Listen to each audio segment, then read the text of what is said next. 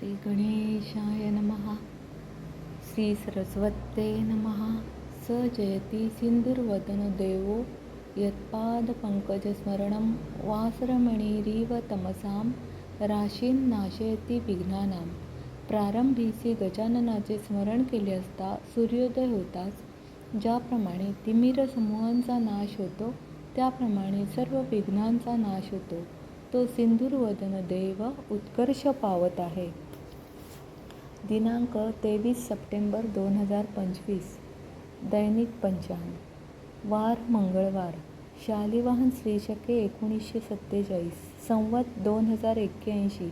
संवत्सर विश्वावसु संवत्सर. अयन दक्षिणायन. सौर ऋतू शरद ऋतू. मास अश्विन. पक्ष शुक्ल पक्ष. तिथी द्वितीया तिथी 28:52 नंतर तृतीया तिथी सुरू. नक्षत्र हस्त दुपारी 13:40 नंतर चित्रा नक्षत्र सुरू. योग ब्रह्मा रात्र 20:23 नंतर इंद्रयोग सुरू. करण दिवाकरण बालव दुपारी 15:52 नंतर रात्रो कौलवकरण सुरू. रात्रो 28:52 नंतर तैतिलकरण सुरू.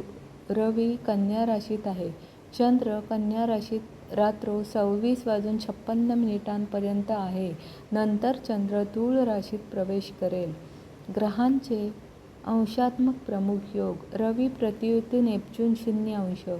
रवी त्रिकोणयोग प्लुटो 120°. चंद्र केंद्रयोग गुरु 90°. मंगळ षडाष्टक योग नेपच्यून 150°. मंगळ केंद्रयोग प्लुटो 90°. आज आकाशात राशीत असणारे ग्रहज्ञान. मेष राशीत कोणताही ग्रह नाही. वृषभ राशीत हर्षल वक्री 7°. मिथुन राशीत गुरु 27°. कर्क राशीत कोणताही ग्रह नाही. सिंह राशीत शुक्र 10°. कन्या राशीत रवी 6°. चंद्र 19°. बुध अस्त 13°. तुळ राशीत मंगळ 6°. वृश्चिक राशीत कोणताही ग्रह नाही. धनु राशीत कोणताही ग्रह नाही. मकर राशीत प्लुटो वक्री 6°. कुंभ राशीत राहू वक्री 24°. मीन राशीत शनी वक्री 4°. नेपच्यून वक्री 6°. राहू काळ मंगळवारी दुपारी 3 ते 4:30 राहू काळ असतो. सर्व कार्यासाठी अशुभ वेळ. अग्निवास. आज पृथ्वीवर अग्निवास नाही. दिनविशेष. अश्विन मासारंभ. आज चंद्रदर्शन संध्याकाळी 19:27 उत्तम दिवस. मंगळवार हा देवीचा वार असल्यामुळे दुर्गा माता आणि कुलदेवतेला लाल रंगाची फुले वाहावीत. तिथीच्या श्रवणाने लक्ष्मी प्राप्त होते. वाराच्या श्रवणाने आयुष्याची वृद्धी होते. नक्षत्राने आयुष्यातील पातक निघून जाते आणि योगांचे श्रवण केले असता शरीरातील सर्व रोगांचे निवारण होते.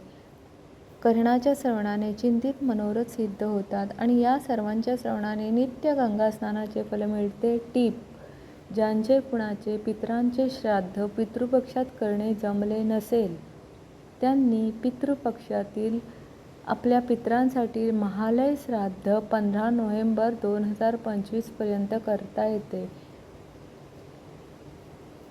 शुभम भवन्तु.